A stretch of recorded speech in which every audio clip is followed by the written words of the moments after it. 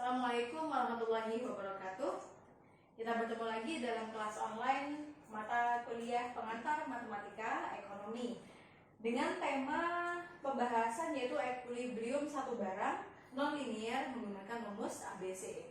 Minggu lalu sudah saya terangkan melalui video yaitu penjelasan tentang equilibrium satu barang non-linear menggunakan rumus pemfaktoran. Sekarang kita akan belajar bagaimana menyelesaikan masalah yang sama dengan rumus ABC. Nah, kita menggunakan contoh yang sama seperti minggu lalu agar kita bisa membandingkan antara hasil rumus ABC dengan hasil pemfaktoran apakah sama atau tidak. Baik, contoh ya, misal persamaan permintaan dari sepatu misalkan adalah QD sama dengan 4 min P kuadrat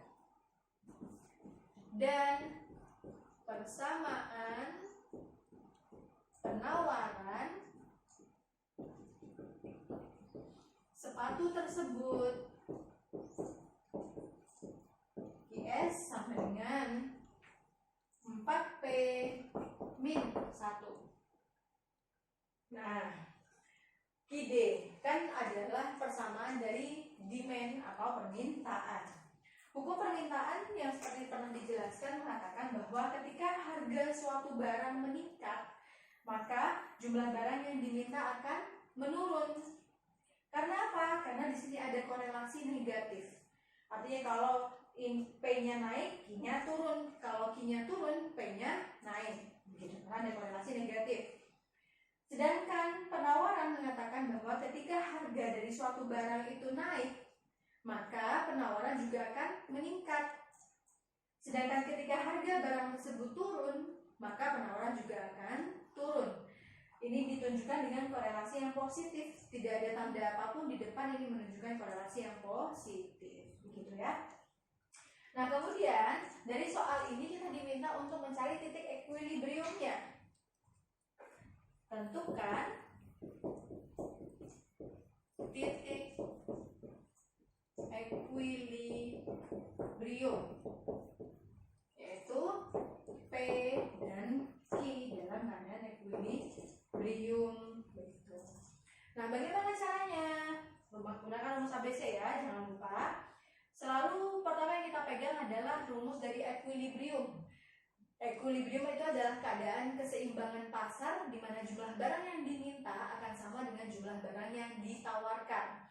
Ketika konsumen meminta sepatu atau meminta cabai, totalnya adalah 59 ton. Maka barang yang ditawarkan oleh si petani cabai tidak jauh berbeda dengan 59 ton. Kalau kita tepat-tepat 59 ton ya tidak mungkin ya memang ya, tapi tidak jauh berbeda. Nah, permintaan dan penawaran yang tidak terlalu berbeda jauh inilah atau bisa kita katakan dengan sama, itu menggambarkan keadaan pasar yang seimbang sehingga juga menghasilkan nanti harga yang seimbang gitu. Jadi untuk menentukan equilibrium yang perlu kita pegang adalah QD itu sama dengan QS. Harus selalu rumus itu dipegang untuk mencari equilibrium. Nah, yuk QD kita masukkan. QD nilainya adalah 4 min P kuadrat. Sedangkan QS berapa? 4P min 1. Oke. Nah, di sini terlihat non-linearnya. Kenapa kok non-linear? Karena ini kuadrat. Nah, ada salah satu variabel yang memiliki pangkat lebih dari 1. Bisa 2, 3, 4, dan seterusnya. Maka pangkat lebih 1 itu menggambarkan non-linear. Ini juga non-linear ya. Nah, kemudian kalau non-linear maka caranya berbeda dengan linear yang dulu. Kalau linear yang dulu kan seperti sudah di video minggu lalu ya, saya tidak menjelaskan lagi.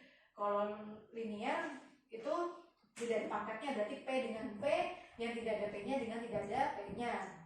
Nah, kalau sekarang karena keadaannya adalah non-linear, maka kita letakkan semua ini di di satu sisi, dan satu sisinya lagi kita biarkan nilainya 0 begitu. Karena kita akan membuat suatu persamaan yang utuh. Nah, berarti kita letakkan semua yang di kiri ke kanan atau yang kanan ke kiri atau kiri ke kanan, terserah teman-teman. Misalkan kita letakkan dari kanan ke kiri ya, berarti yang di kanan ada 4 min P kuadrat kan ya. Kemudian kedatangan tamu dari yang kanan, 4P, lambangnya plus atau minus? Lambangnya plus. Plus pindah ruas menjadi minus seret. Nah, minus berapa? 4P. Paham? Kemudian min 1 kan juga harus pindah. Min 1 pindah ruas ke sebelah kiri, min pindah ruas menjadi plus. Maka di sini plus 1 sama dengan 0.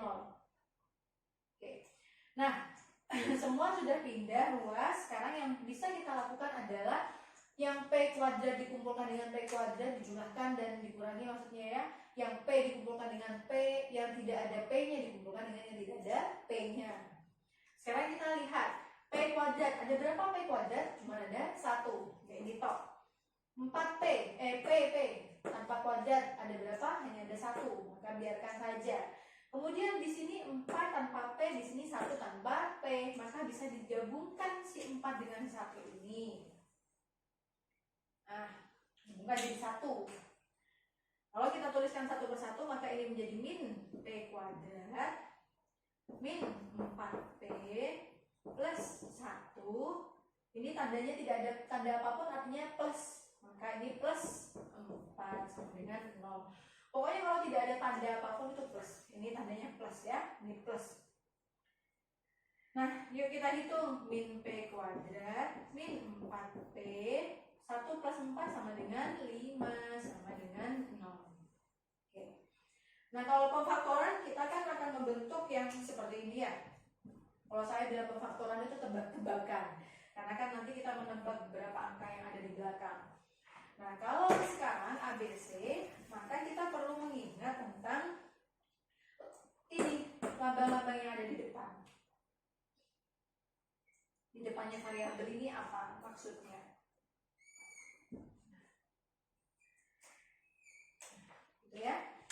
Persamaan umum yang teman-teman temui ketika masih SD, saya rasa sudah ada pembelajaran tentang kuadrat-kuadrat ya. SD, SMP, SMA. Persamaan umum yang selalu diajarkan oleh guru-guru matematika teman-teman itu adalah seperti ini kan ya. A X kuadrat plus B X kuadrat plus C sama dengan 0. Begini ya yang sering teman-teman lihat. Nah, Bu beda Bu, ini P, ini X. Nggak usah bingung, lambang itu terserah. Kita punya A sampai Z. Kita mau menggunakan di sini P, di sini Q, di sini R, di sini K, terserah. Bu, nama saya Marfuatin. Saya mau pakai M, boleh. Min M kuadrat min 4M plus 5. Nggak masalah. Itu sekedar pelambangan saja. Yang penting kita paham lambang yang kita tuliskan itu menggambarkan tentang apa. Itu kuncinya. Gitu ya. Nah, jadi ini rumus secara umum nih, persamaan secara umum yang kita kenal mulai dari SD, SMP, SMA. Nah, kemudian ini yang dikenal dengan ABC. Pokoknya yang di pangkat tertinggi, di variabel dengan pangkat tertinggi itu namanya A. Di pangkat setelahnya kan pangkat tertinggi 2, maka pangkat setelahnya ada 1, maka itu menjadi B. Setelah pangkat 1 kan pangkat 0 ya. Ini tuh sebenarnya pangkatnya 0, teman-teman. Ini kalau mau dituliskan CX pangkat 0 sama dengan 0. Bu, kok bisa CX pangkat 0 ditulisnya pada buku-buku itu menjadi C? Karena X pangkat 0 itu berapa? Segala sesuatu berpangkat 0 itu hasilnya adalah 1. 1000 pangkat 0 hasilnya kan 1. Maka ketika X pangkat 0 hasilnya 1, maka di sini bisa kita tulis C kali 1.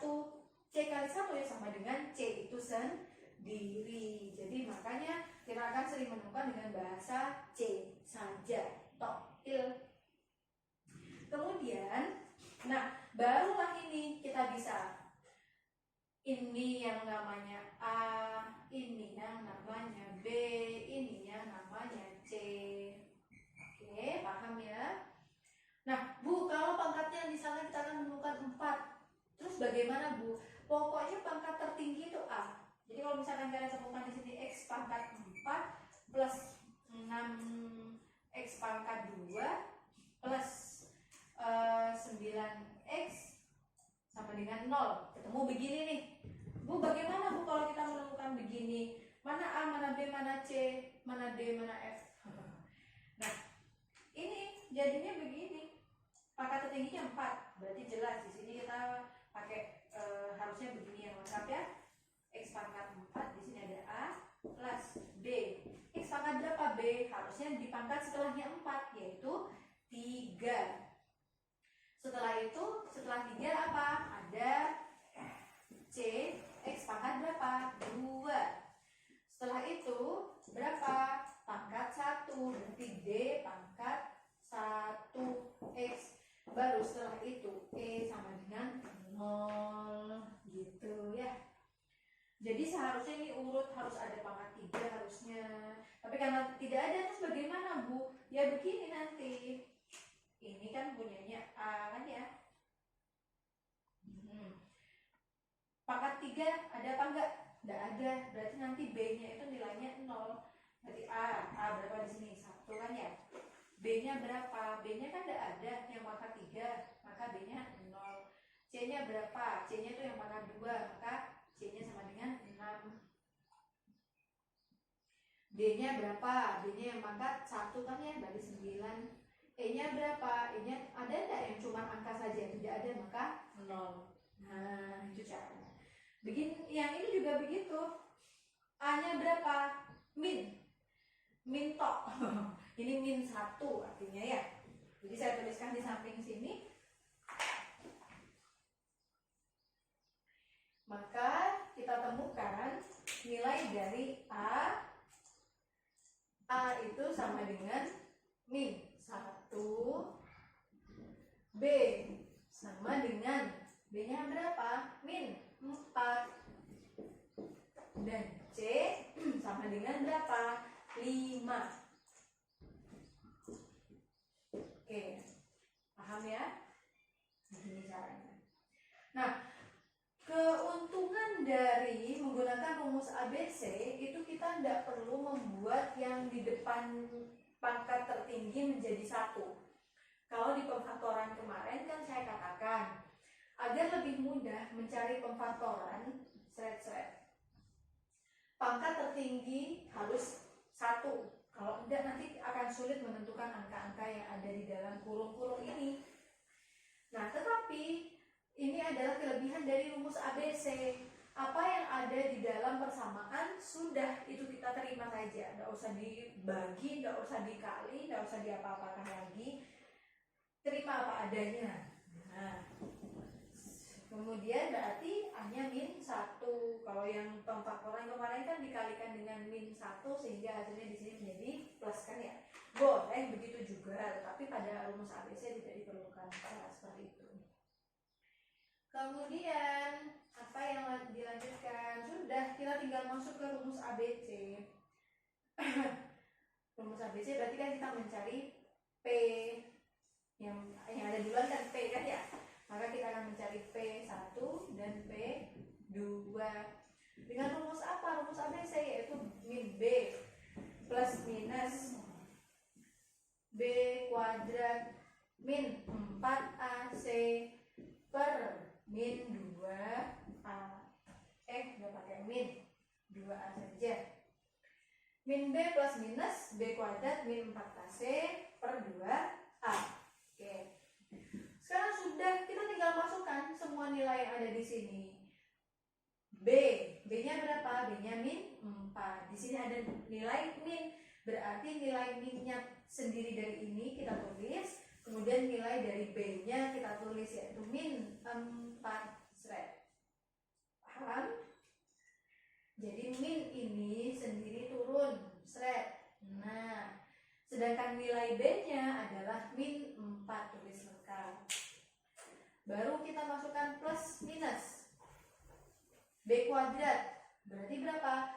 Min 4 kuadrat. Karena B-nya adalah min 4. Kemudian min berapa? 4. 4 berapa? A. A-nya berapa? Min 1. C-nya berapa? 5. Paham ya? Ini kan cuma tinggal memasukkan saja ABC-nya. Kemudian per seret 2 A. A-nya berapa? Min 1. Kemudian sudah tinggal kita hitung ya, min kali min berapa? Plus. Nah, plus minus. Akarnya kita tulis seret. Min 4 kuadrat, min kali min plus 4 kali 4 16.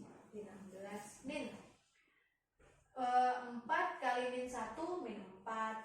Atau langsung deh, min 4 kali min 1 plus 4 kemudian kali 25 dikali 20 ditambah 20 maksud saya tadi, tambah 20. Ini terlalu panjang akhirnya ya. Nah, kemudian di bawahnya 2 min 1 yaitu min 2. Oke, paham ya? Kemudian pokoknya yang perlu teman-teman perhatikan itu tanda-tanda minus-minusnya yang perlu paling hati-hati. Kemudian 4 plus minus dari 16 plus 20 36 per min 2. Kemudian ketemulah 4 plus minus dari akar 36 berapa? 6 kan ya, dibagi min 2. Inilah yang dimaksud dengan titik P1, titik P2 dalam keadaan ekuilibrium. Artinya kita pilih apakah P1 ataukah P2. Kita cari P1 nilainya dan P2 nilainya, nanti baru kita pilih manakah yang tepat untuk menjadi titik ekuilibrium. Nah, kemudian saya pindah ya. Saya hapus yang sebelah sini ya.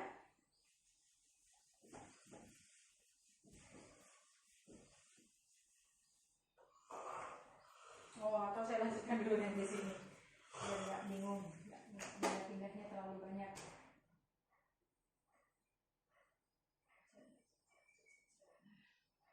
Ini papan 1, ini papan 2, ini papan 3. Oke, sekarang kita cari. Yuk, P1 itu terserah teman-teman cari P1 menggunakan yang plus, P2 menggunakan yang minus otomatis kan ya, atau P1 nya yang gunakan minus, P2 nya yang plus, terserah teman-teman, hasilnya pasti akan sama. Kalau di kertas kemarin saya menggunakan P1 plus ya, kalau sekarang saya akan menggunakan P1 nya minus untuk membuktikan bahwa sama saja. P1 minus, yuk, 4 minus 6 per berapa? Min 2. 4 min 6 sama dengan min 2. Min 2 per min 2 sama dengan 1. Saya kemarin menggunakan ini supaya saya lupa. P2 yaitu plus ya, berarti 4 plus 6. 4 plus 6 per min 2. 4 plus 6 berapa? 10. 10 min 2, 10 per min 2 sama dengan min 5.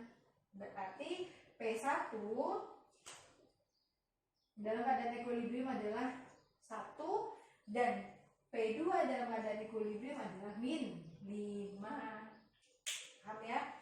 Ini kalau kalian balik-balik terserah, nanti ya kalau dibalik yang P1 nya plus berarti nanti ketemunya P1 nya min 5, P2 nya min berarti P2 nya ketemunya 1.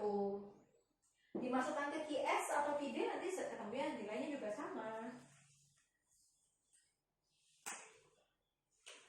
Ini sekarang papan keberapa nih? Papan keempat. Nah, sudah ketemu P, maka selanjutnya kita mencari nilai Q. Q-nya terserah kalian akan masukkan ke QD kah atau ke QS kah. Pokoknya jangan dimasukkan ke persamaan yang sudah di sini. Karena kalau kita masukkan ke sini nilainya pasti hasilnya akan sama dengan 0 terus. Tidak akan pernah menemukan nilai Q. Jadi kita masukkan ke QD atau QS. Sepertinya di kertas kemarin saya menggunakan QS ya. Coba sekarang saya menggunakan QD. Jika P1 sama dengan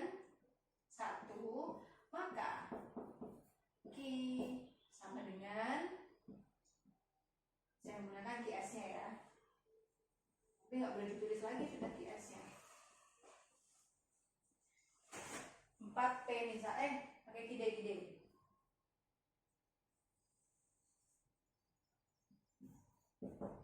Kide-nya adalah 4 min P kuadrat. Yuk kita masukkan 4. P-nya berapa?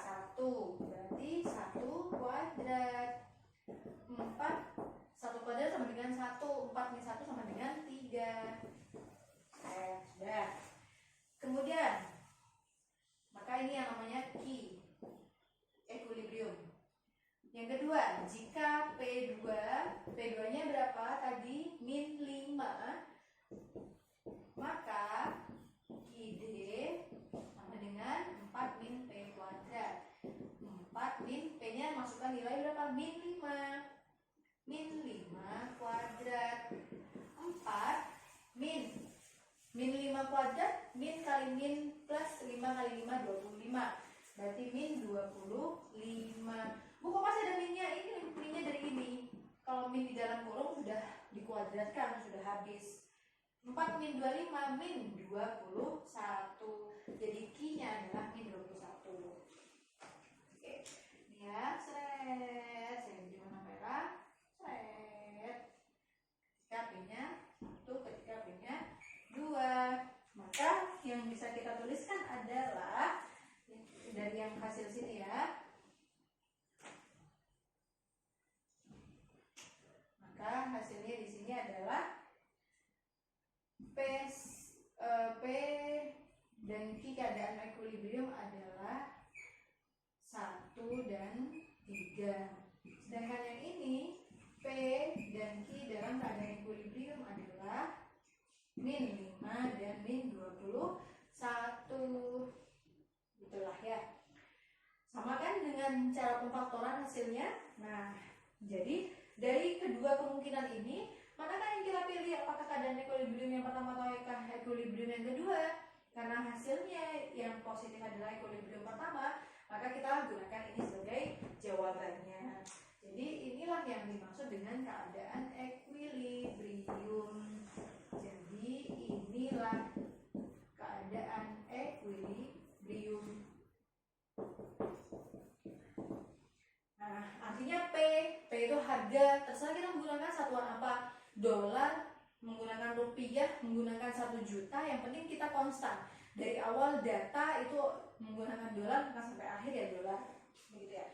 Nah, berarti dalam keadaan equilibrium misalkan adalah 1 dolar dan jumlah barang yang diminta yang berhubungan dengan sepatu adalah 3. 3-nya terserah 3 buah atau 3 ton atau 3 pasang, itu terserah. Dari data yang awal maksud saya ya. Begitu. Nah, jadi inilah cara dalam mengerjakan equilibrium satu barang non-linear menggunakan rumus ABC. Nah, rumus ABC ini paling tepat jika kita gunakan pada bentuk persamaan yang jelek angkanya. Saya hapus ya di atas sini.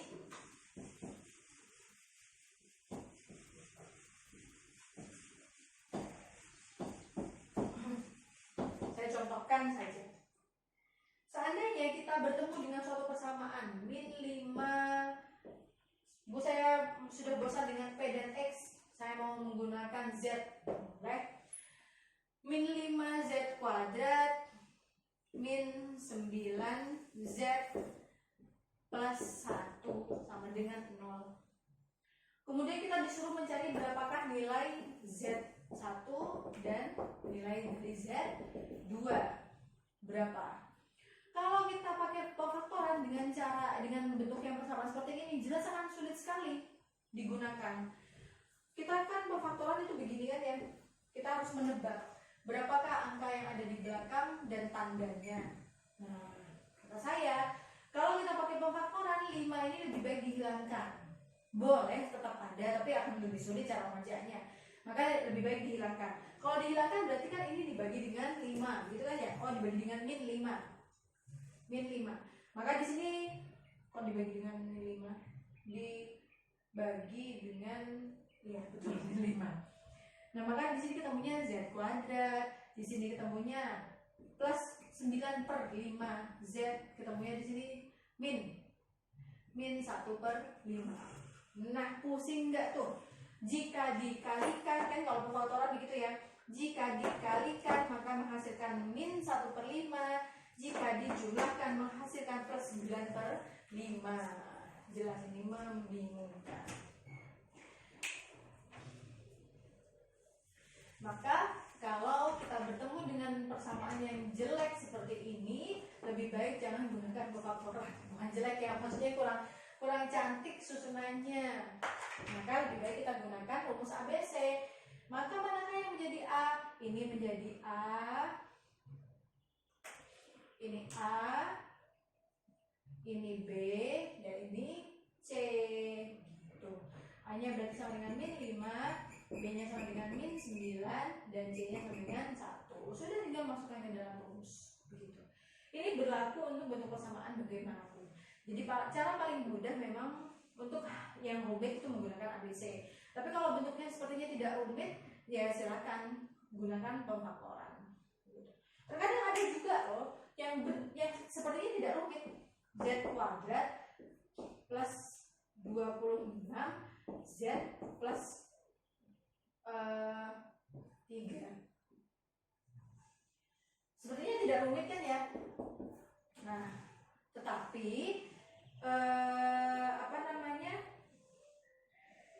rumitnya itu di mana? Rumitnya di sini. Ini sepertinya kesannya tidak rumit, tapi kalau kita lihat nih, kalau kita buat begini, berarti kan kalau di belakang dikalikan akan menghasilkan plus 3, tapi jika dijumlahkan menghasilkan 26.